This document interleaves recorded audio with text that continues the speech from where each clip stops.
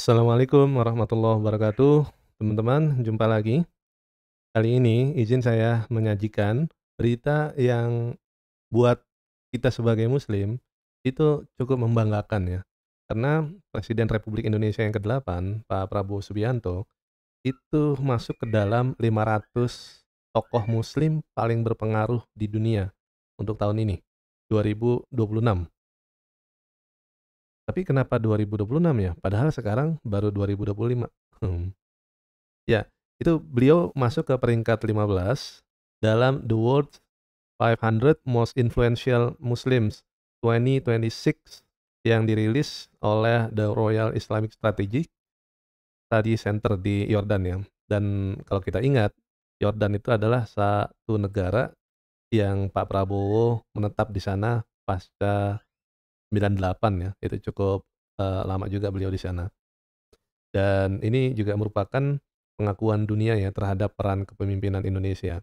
Kalau kita perhatikan daftar tokoh-tokohnya tersebut, memang rata-rata ya statusnya sebagai presiden, pemimpin organisasi keagamaan, atau pemimpin tertinggi di satu negara gitu ya, misalnya di Iran gitu, di atas presiden. Kalau kita baca rilis beritanya ya, jadi Presiden Republik Indonesia, Prabowo Subianto, dinobatkan sebagai salah satu tokoh muslim paling berpengaruh di dunia tahun 2026. Nama orang nomor satu RI itu berada di peringkat 15 dalam daftar 500 muslim paling berpengaruh di dunia tahun 2026 versi The Royal Islamic Strategic Study Center.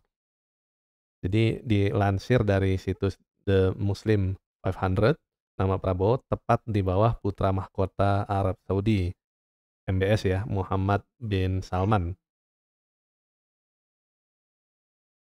Prabowo Subianto menjadi presiden ke-8 Indonesia yang resmi menjabat pada Oktober tanggal 20, 2024 setelah menang dalam pemilihan umum Februari 2024 dengan mengamankan sekitar 58,6% suara. Jadi itu potongan keterangan yang ditulis di The Muslim 500 ya.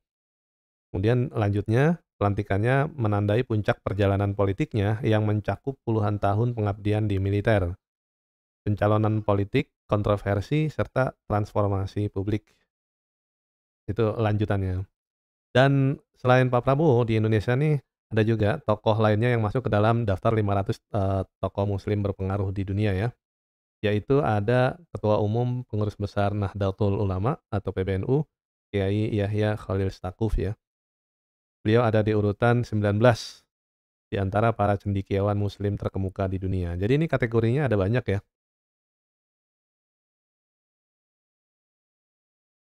The Royal Islamic Strategic Study Center melakukan pemeringkatan berdasarkan 13 kategori.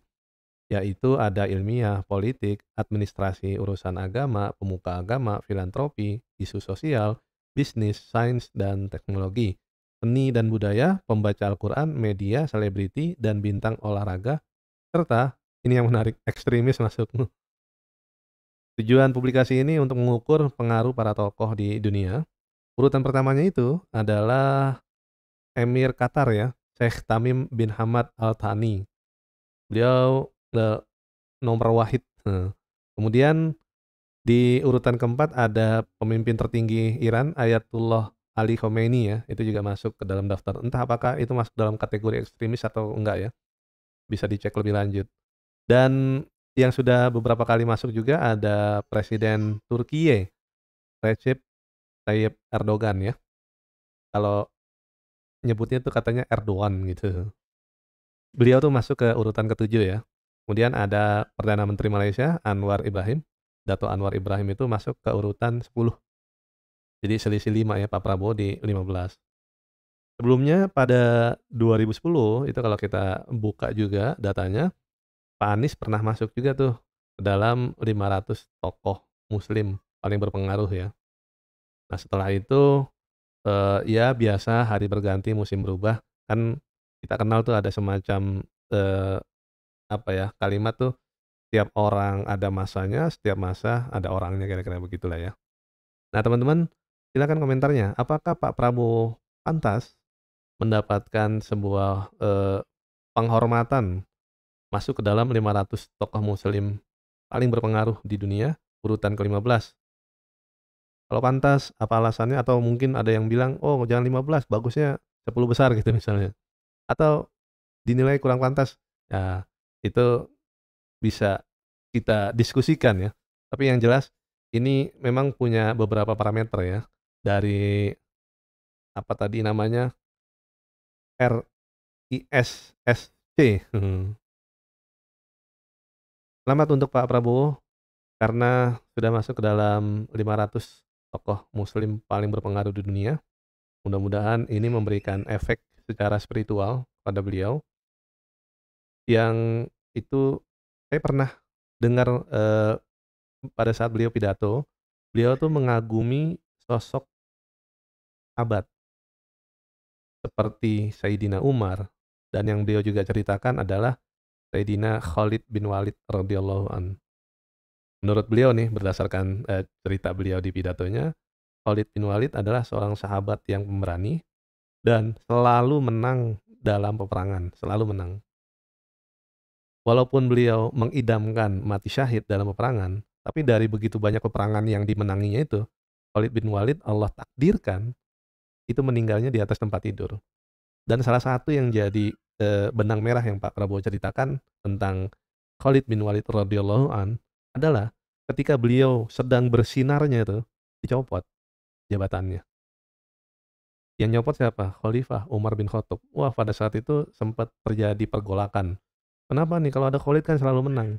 Tapi Sayyidina Umar sebagai khalifah itu beliau ingin menjaga para sahabatnya juga, termasuk Khalid bin Walid, supaya beliau nggak terjebak pada bisikan iblis ya, "Oh, kalau gue yang mimpin selalu menang." Nah, Sayyidina Umar nggak kepengen itu terjadi.